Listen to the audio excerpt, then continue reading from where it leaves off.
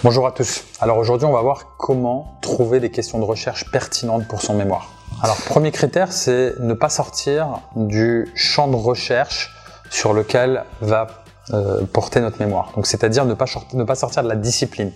Donc déjà, il faut que votre question de recherche se situe naturellement dans le cadre de la discipline que vous êtes amené à traiter et du diplôme que vous préparez. Il faut qu'il y ait un lien par rapport à tout cela.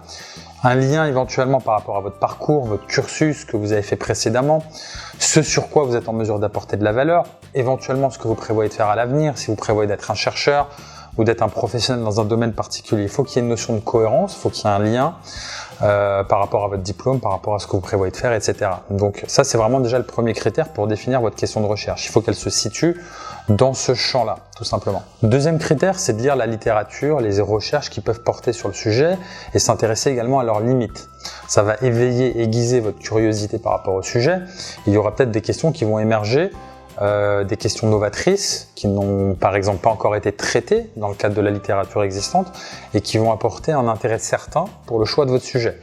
Et ça sera un élément qui sera valorisant par rapport à l'évaluation que vous aurez au sein du mémoire et par rapport au jury, par rapport à l'évaluation qu'il en fera, puisque le caractère novateur est un élément qui est attendu de manière relativement systématique dans le cadre des formations et c'est un élément vraiment valorisant. A contrario, un sujet déjà traité en large et en travers au sein de la littérature et pour lequel on a déjà toutes les réponses va remettre en question l'intérêt académique d'aborder une question de recherche ou une problématique en lien avec cette question de recherche tout simplement. Lisez également les thèses et les mémoires déjà existantes. Alors, naturellement, on n'utilise jamais ces sources-là, c'est un autre sujet, hein, mais on n'utilise jamais ces sources-là quand on est amené à rédiger, puisque ce ne sont pas des sources qu'on considère comme étant académiques, à contrario des articles de recherche, scientifiques, ouvrages, etc.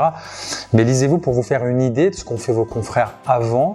Ça va déjà, ça va vous enrichir déjà sur le sujet, ça va vous donner une meilleure visibilité sur ce qui a été traité, vous allez vous former sur la question, vous allez apprendre également des choses qui sont intéressantes par rapport éventuellement à des sujets que vous souhaitez aborder.